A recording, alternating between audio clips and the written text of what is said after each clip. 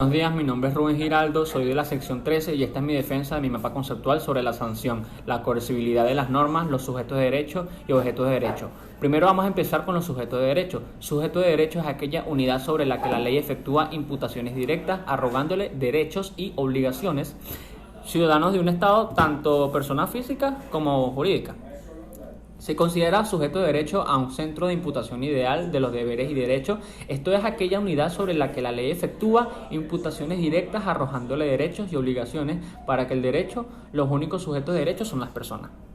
Se clasifican en: los sujetos de derecho pueden ser individuales o colectivos. Los sujetos de derechos individuales la constituyen la persona natural, el individuo de la especie humana que es capaz de adquirir derechos y obligaciones. Los sujetos de derecho colectivos se constituyen como personas jurídicas. El segundo tema es objeto jurídico. En derecho, el objeto jurídico es el término mediante el cual se hace referencia al contenido de un acto jurídico. El objeto puede referirse por un tanto de un derecho, objeto físico o ente sobre el cual el acto jurídico impone una afectación o intervención. Por ende, el objeto del acto jurídico corresponde al fin que persigue el autor o las partes que otorgan de un acto o contrato. Se trata de los derechos y las obligaciones por el creado. El objeto jurídico es uno de los elementos esenciales de una obligación o contrato, así de cualquier tipo de negocio jurídico, quedando extinguido de no existir el objeto sobre el que recae el contrato y obligaciones de derecho jurídico. Clasificación. Patrimoniales son aquellos que tienen una relación directa con la extensión de dinero. Los extrapatrimoniales, que no poseen con relación con la obtención de dinero. Corporales, que son aquellos que poseen una existencia de la naturaleza, es decir, que puede ser captado por los sentidos. Y los incorporales no poseen una existencia propia dicha y no puede ser percibidos por los sentidos. Ahora vamos a hablar de la sanción jurídica. La sanción jurídica, el término sanción se utiliza por el ámbito jurídico como dos significados. En un sentido técnico propio del derecho constitucional, se denomina sanción al acto con el que el rey perfecciona la ley, manifestando su acuerdo en el contenido del texto y su voluntad de que él integre el ordenamiento jurídico.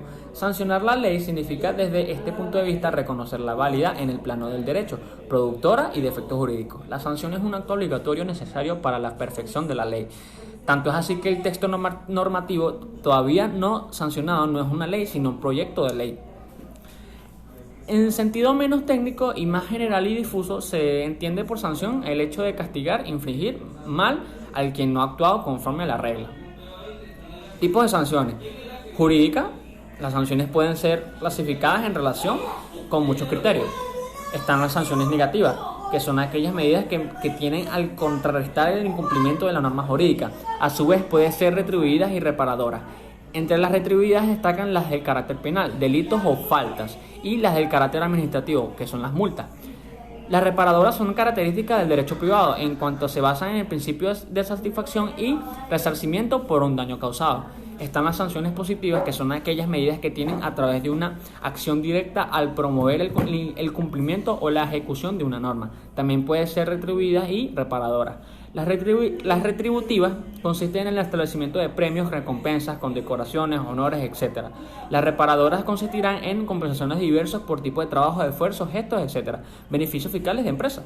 En conclusión, podemos definir que la sanción jurídica como las medidas de un ordenamiento jurídico cualquiera establece un fin de reforzar el respeto por sus propias normas, en su caso remediar los efectos de su incumplimiento. Tenemos el otro tema, que es la coercibilidad. El concepto procede de la noción de la coerción, que es la presión ejercida de una persona para forzar el cambio de conducta o voluntad. La coercibilidad de normas jurídicas está dada en la facultad de que se le concede al Estado el de aplicar la fuerza física sobre las personas que niegan a acatarlas. La violación de las normas, por lo tanto, puede acarrear una respuesta en que implique el uso de la fuerza por parte de las autoridades estatales. La coacción se divide en tres clases, que sea la coacción jurídica pura, que es aquella que la norma se basa en sí misma y obtiene su efecto sin concurso de ninguna voluntad de otro, aún en contra de la nuestra. Ejemplo, la presunción de derecho en que la que puede presentar pruebas en contra, la presunción legal en la que se puede presentar pruebas en contra.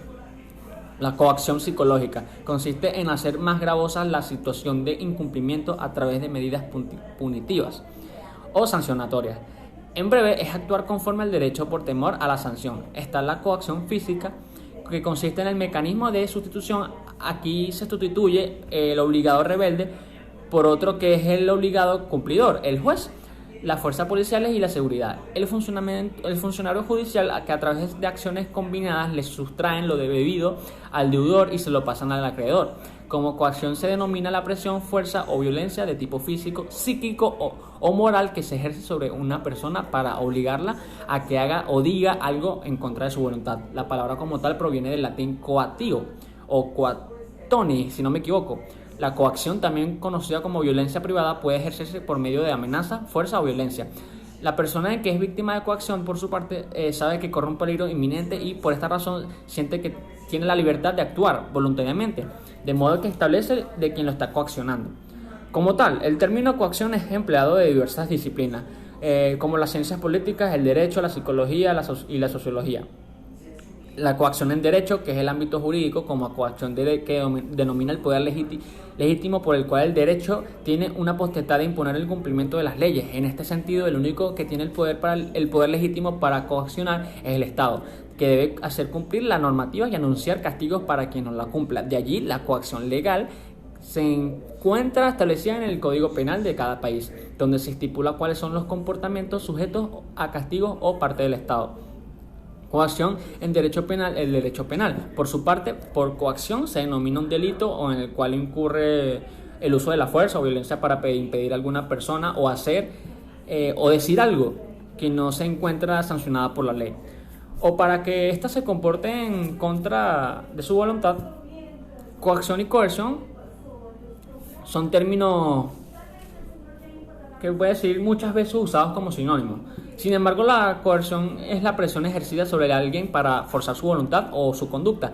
En este sentido, la coerción es de naturaleza interna o psicológica, pues incide sobre la conciencia y sobre la razón. La coacción, en cambio, supone la fuerza de la violencia por medio del cual se obliga a una persona a hacer o decidir en contra de su voluntad.